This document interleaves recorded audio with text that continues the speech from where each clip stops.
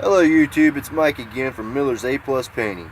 Today I was going to talk to you a little bit about the tools that you would use to do your own house, or your just a living room or a bedroom or something like that. All the tools that I'm going to show to you today can be bought at your local Menards or Lowe's or any home improvement store.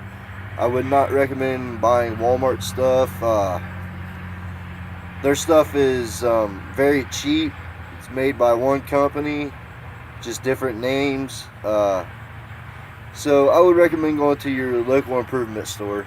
But first, I want to start out with the your roller, your standard 9-inch roller. It's a wood frame. It's 9 inches on the roller frame.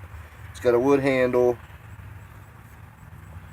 I would recommend not to use the plastic handled ones with the really flimsy, skinny, narrow bar on it, because when you roll with it, you'll cause roller marks in your wall and your paint job just won't look very nice.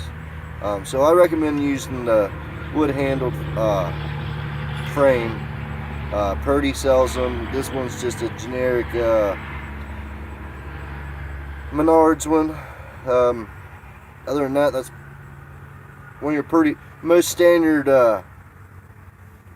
roller frames there is that will get the job done right. Moving on to your smaller roller. This is made by Purdy. Obviously it's used. We use these in our corners. Obviously it takes smaller than that. Really good for using in corners, closets, stuff like that. Just some cut-in work beside your ceiling area.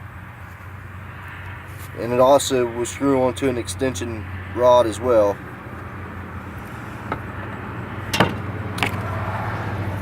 Now your brush. This is your standard 2.5-inch angle brush. This is also a Menards brand wood handle. I would not recommend the plastic handles, especially from like Walmart. As I explained, very cheap bristled. This is for a smooth finish. The bristles are very flimsy.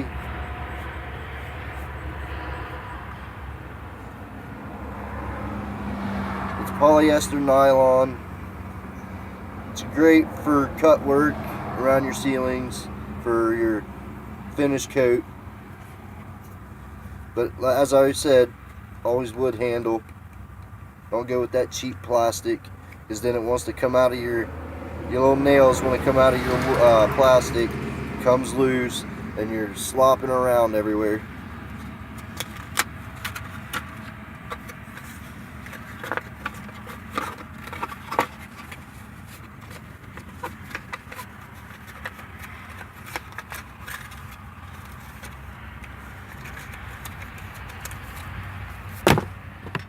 Back to the 9-inch roller.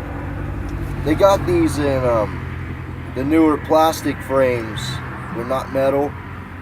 They're alright, but the little tips on the side eventually wear out and your nap wants to slide around and all that, so I wouldn't recommend it. Now your poles. Do not, I repeat, do not use a broom handle.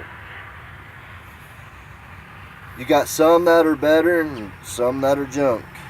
This is just a regular standard Walmart, or not Walmart, I'm sorry, Menards. See, the difference between using this and a broom handle is, yeah, it's really thin metal. It's not the fiberglass handles, but it's got the extension rod in it. So if you don't extend it all the way, it's just as strong as the fiberglass. Now if you extend it all the way, which I wouldn't recommend, then you're going to have issues. You put any kind of pressure on this, or a broom handle, I should say, they're probably going to want to bend on you. They just screw into your the frame or the handle of the roller here, just like so.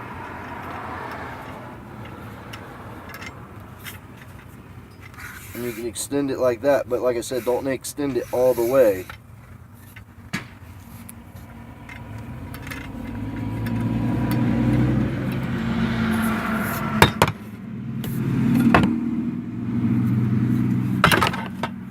Same goes for your little roller. It's got the same size, threads on just the same. Just like so.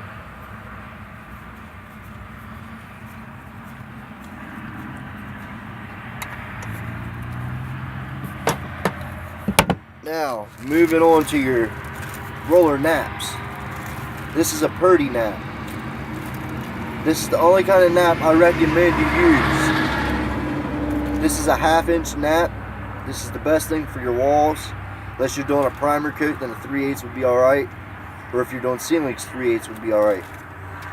But to do your walls, I would recommend 1/2 inch Purdy nap for your finished coat.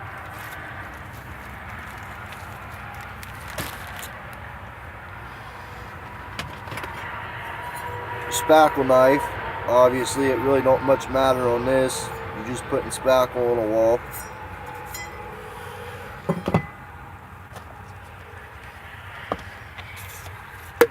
Your cut buckets. This is what you put your paint in to do your cut work.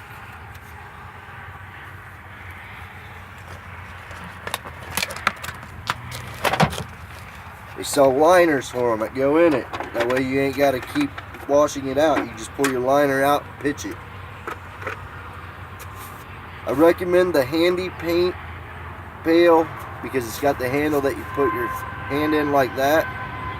And it's got a magnet for your brush. You can get the cheaper pails.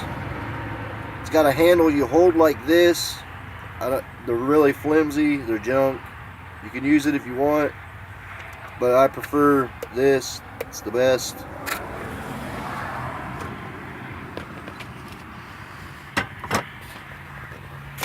For your pans, obviously they have all different types of pans.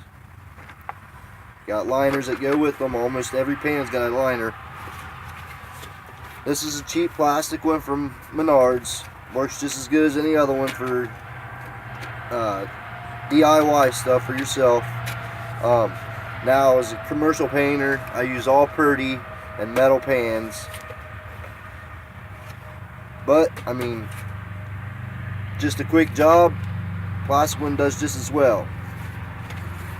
And they're deeper and hold more paint.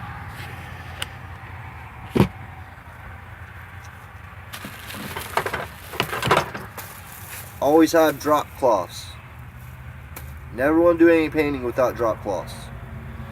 If anybody comes to your house and does any painting, you see them with no drop cloths, you tell them to go get them or move them on down the road. And as for the drop cloth, it don't matter if it's disposable or reusable, as long as you got drop cloths. Tape.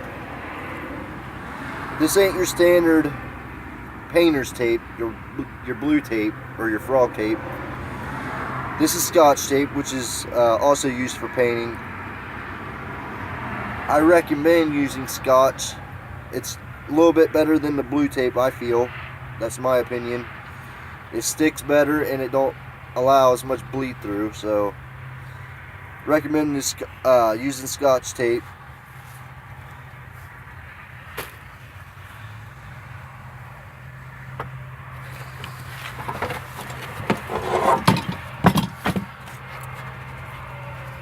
Now this is one of my old metal pans. This pan I bought from Lowe's probably about 10 years ago, and it's still good to go. Well, not now because it just recently got taken out of commission. The little legs on it just now broke.